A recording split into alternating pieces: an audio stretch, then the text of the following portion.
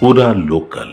మేము ఎన్నికలు ఉన్నా లేకున్నా సనాతన ధర్మం కోసం, హిందూ సమాజం కోసం, హిందూ ధర్మ పరిరక్షణ కోసం పక్కా భారతీయ జనతా పార్టీ ముందు ఉంటది. ఎన్నికల కోసం కాదు.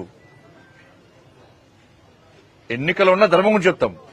ఎన్నికలు లేకుండా ధర్మం కోసం కొట్టాడతాం. జైలుకు పోయినాం, లాడి చాచి దెబ్బలు తిన్నాం. మేము బైన్సాలో పేద హిందువుల ఇల్లు కాలబెట్టప్పుడు ఏడవేరు వీళ్ళు కాంగ్రెస్ వాళ్ళు. పేదోళ్ళ ఇల్లు కాలబెట్టినప్పుడు ఏడవేరు కాంగ్రెస్ వాళ్ళు. అనేక మంది యువకుల మీద పీడీ యాక్ట్ పెట్టింది బీఆర్ఎస్ పార్టీ ప్రభుత్వం. కాంగ్రెస్ పార్టీ ఏడమైంది. గోహత్య జరుగుతుంటే కాంగ్రెస్ వాళ్ళు ఏడవేరు. మేము కొట్లాడుతున్నాం, నిరంతరం కొట్లాడుతున్నాం. బైన్సాప్పుడు ఎన్నికలు లేవు, అయినా కొట్లాడినాం, అరెస్ట్ అయినాం. ఇవాళ పరిస్థితి ఏంది? మక్కాకు పోతే మీరు ఏం చేస్తున్నారు? అన్ని ఫెసిలిటీ ఇస్తున్నారు, పైసలు ఇస్తున్నారు, వాళ్ళకి సపరేట్ బడ్జెట్ ఇస్తున్నారు. ఇలా ఒక పేదోడు అయ్యప్ప శబరిమల పోవాలంటే పోలేని పరిస్థితి.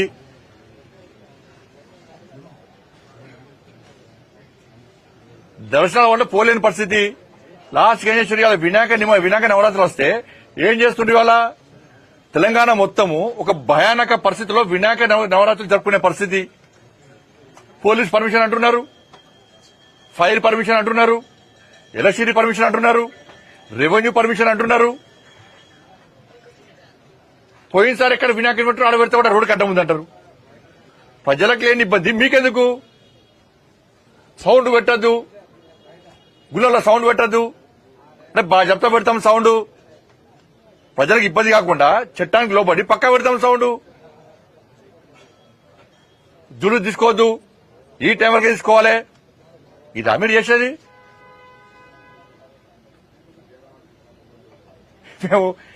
మేము దేవుణ్ణి నమ్ముకున్నామా? దేవుల పార్టీ అది, దేవుల పార్టీ. ఎన్నికలు ఉన్నా లేకుండా ధర్మం కోసం, సనాతన ధర్మం కోసం, సనాతన ధర్మం కాపాడడం కోసం, హిందూ ధర్మ పరిరక్షణ కోసం, హిందూ సమాజం కోసం కష్టపడి పనిచేసే పార్టీ భారతీయ జనతా పార్టీ. మీ బతికేంది? బిచ్చ బతుకు మీది. ఎన్నికలు వస్తున్నాయంటే సరే, ముస్లింలు వాళ్ళ ఆచార వ్యవహారాల ప్రకారం వాళ్ళు టోపు పెట్టుకుని వాళ్ళ దేవుని వాళ్ళు ఆరాధిస్తారు. మీరేం చేస్తారు? బిచ్చ పొట్లకు పోయి టోపులు పెట్టుకుని నమాజ్ చేస్తారు మీరు ఓట్ల కోసం. ఓట్లు వచ్చినాయంటే ఇఫ్తార్ విందులు చేసేది మీరు, నటించడు జీవించేది మీరు, టోపులు పెట్టుకుని నమాజ్ చేసేది మీరు.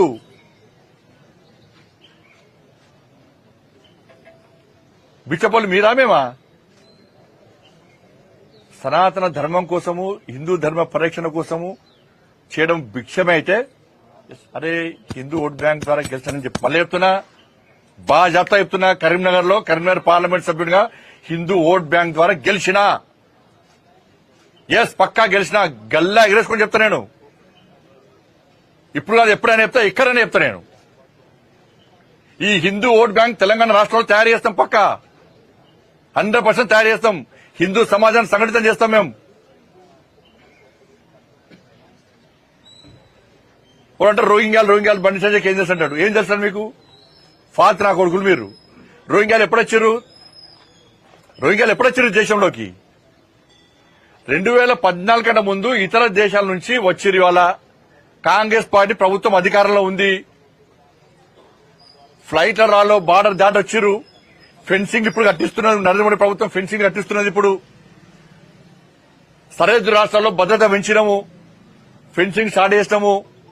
కాంగ్రెస్ పార్టీ హయాంలో ఇతర దేశాల నుంచి రోహింగ్యాలకి వచ్చిర్రు. మోడీ గారి ప్రభుత్వం వచ్చిన తర్వాత వితౌట్ పాస్పోర్ట్ అనుమతి లేకుండా ఇతర దేశాల నుంచి వచ్చిన వెంటనే పంపాలని చెప్పి అన్ని రాష్ట్రాలకు ఆదేశాలు జారీ చేసినాం. బీజేపీ పాలిత రాష్ట్రాల్లో సహకరిస్తున్నారు.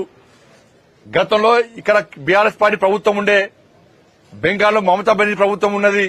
వీళ్ళు సహకరించకపోవడమే కాకుండా వాళ్లకు షెల్టర్ ఇచ్చి షెల్టర్ను ప్రారంభోత్సవాలు చేసిరు. డిప్యూటీ సీఎం అప్పుడు వాళ్లకు రేషన్ ఆధార్ కార్డులు ఇచ్చిండ్రు, వాళ్ళకి డబుల్ బెడ్రూమ్లు ఇచ్చిండ్రు, వాళ్ళకు పెన్షన్లు ఇస్తున్నారు.